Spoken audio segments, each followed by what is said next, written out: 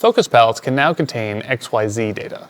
When using this type of focus palette, the console stores a position in space rather than only the pan and tilt data. This allows the light to consistently hit the same point regardless of the physical location of that fixture. Let's go ahead and change our camera view to the front. So I'm going to click on my bookmark 1. And for this exercise, I want to turn off my stick beams.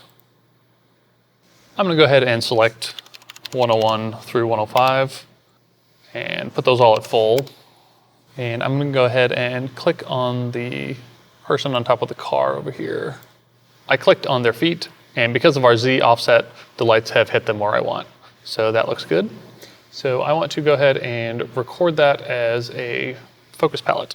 So I'm going to say record focus palette 401, enter. So if I select last to grab those fixtures, if we look at our encoders, we have pan and tilt, like we always have. If I tilt those up, they're just going to tip up in their yoke, as we would expect. Pan, they're going to pan left and right, as always. I have a new button in my encoder display, and if you're on a console without a dedicated encoder display, you can hit your encoder displays button to pop that open. And that is switch to XYZ. So when I press the switch to XYZ button, you'll see that I now have 3 encoders for X, Y, and Z rather than my 2 encoders for pan and tilt.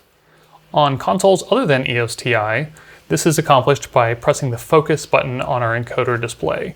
That will switch between a page with pan and tilt and a page with X, Y, and Z. So now I can use X to move in a straight line across the stage. This is going to affect the pan and tilt values of the fixture. If you look in your live display, you can see that pan and tilt are moving, but I also have an X, Y, and Z, and they're tied together. So Y will work the same way. I can come straight down stage with those fixtures, even though they're having to pan and tilt to make those compound moves happen. And I'm going to put these over on the box here and use our Z encoder to move straight up in the air.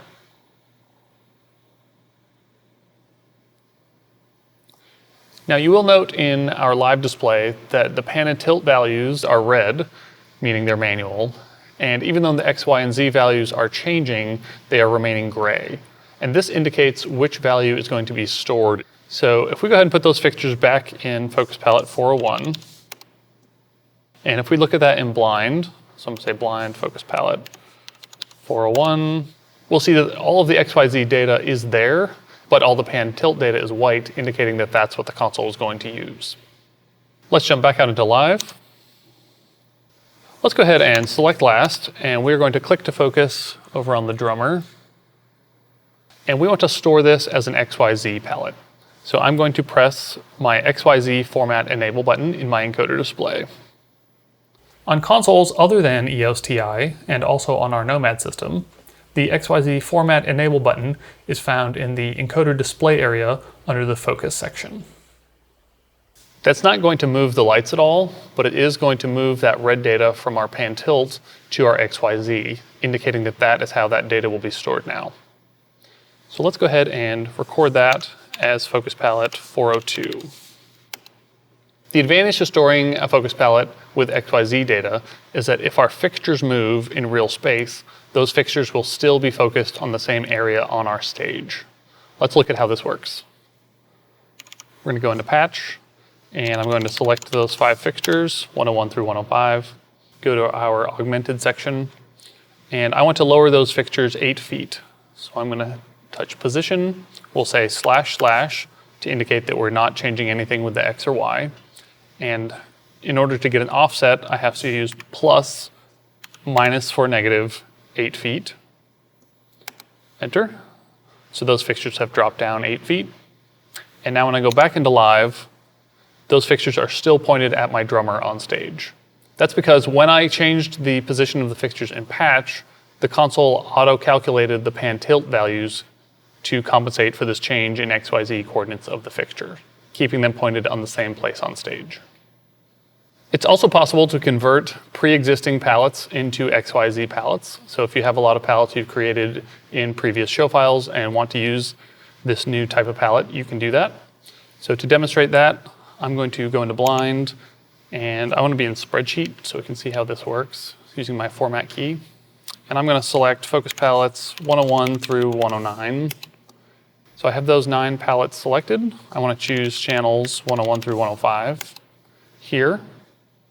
And to swap that data over to XYZ, in my encoder display, I can just hit my XYZ format enable button, and that will instantly convert all of those palettes into XYZ palettes. I'm going to go back out into live.